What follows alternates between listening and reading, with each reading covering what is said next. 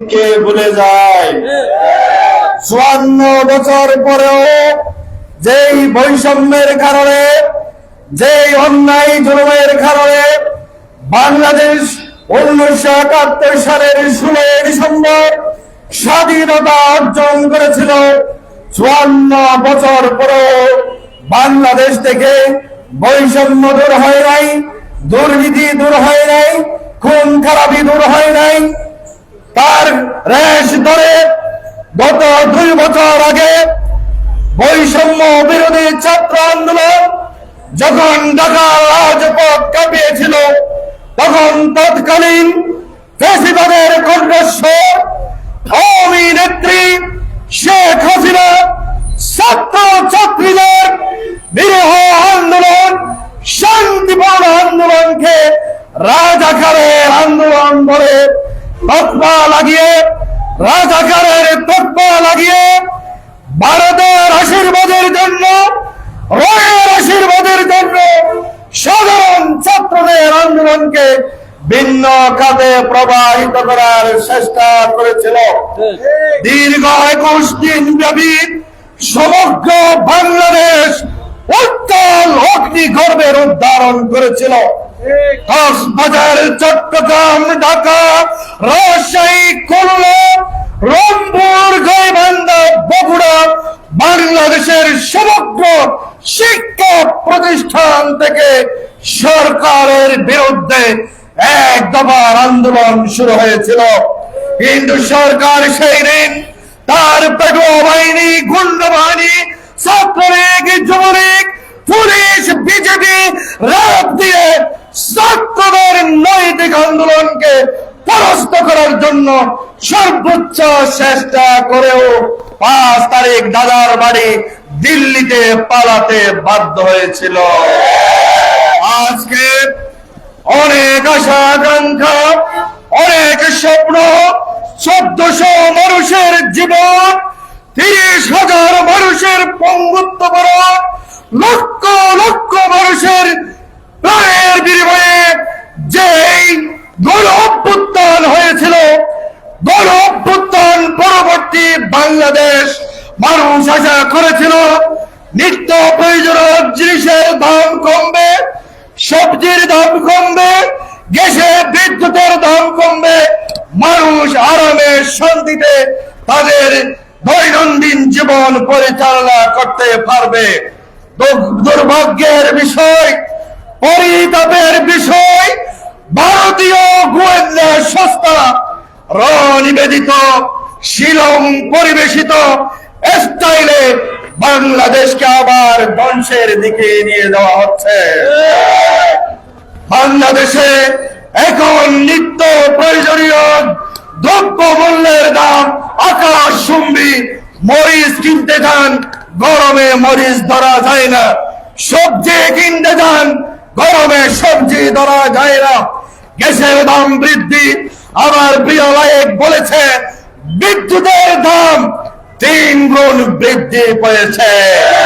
গোপনে গোপনে সাধারণ জনগণের টাকা পয়সা হরিলুট করার একটি পায়তারা নীল নকশা শুরু হয়েছে। মানুষের দৃষ্টিভঙ্গি সেই দিক থেকে ফেরাতে ঢাকা কলেজ, ঢাকা আলিয়া মাদ্রাসা, জগন্নাথ বিশ্ববিদ্যালয়, বেগম রোকেয়া বিশ্ববিদ্যালয়, নিরীহ ছাত্র শিবিরের নেতা কর্মীদের উপরে যে জঘন্য তাণ্ডব লীলা চালানো হয়েছে, ধিক্কার জানানোর ভাষা আমাদের নয়। তোমরা যারা আজকে ইসলামী ছাত্র শিবিরের গায়ে হাত দিয়েছ, খালেদা জিয়ার বাড়ির সামনে বালুটা তোমরা সেই দিন সরাতে পারো না। আজকে বড় বড় কথা বলো, ক্ষমতায় গিয়ে অতীতকে ভুলে গিয়ে এখন পাগল হয়ে গিয়েছে। আমরা আজকে এই সমাবেশ থেকে বলতে চাই, ইসলামী ছাত্র শিবির আর জামাত ইসলামী আঘাত খেতে খেতে, রক্ত দিতে দিতে, জীবন দিতে দিতে গায়ের চামড়া অনেক শক্ত করেছে।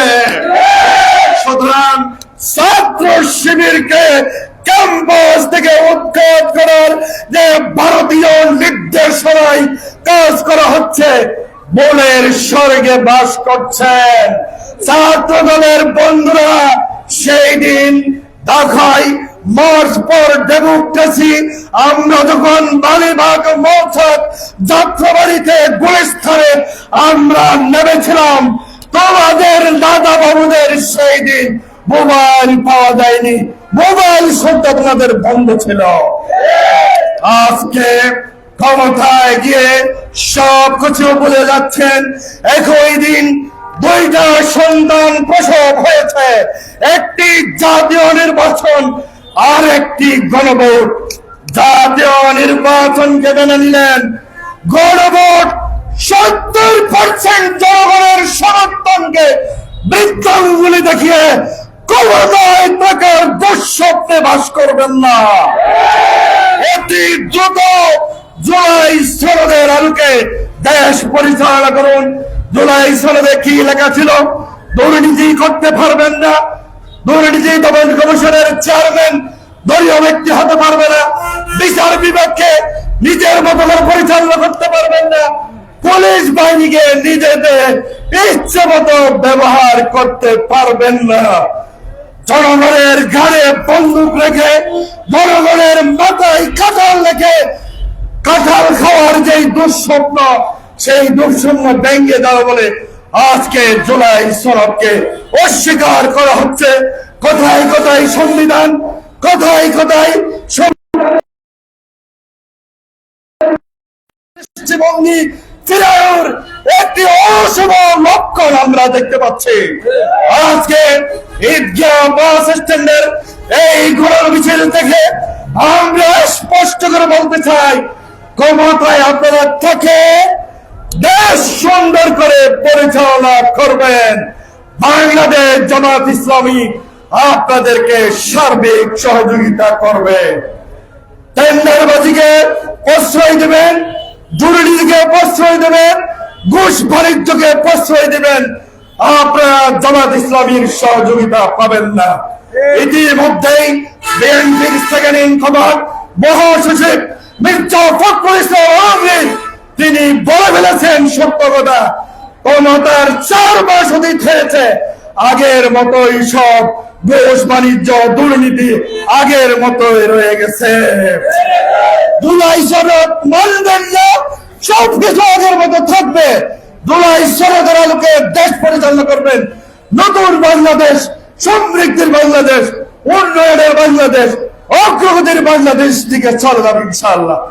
আজকের এই মিছিলে যারা অংশগ্রহণ করেছেন, বাংলাদেশ জামাত ইসলামী কক্সবাজার সবাইকে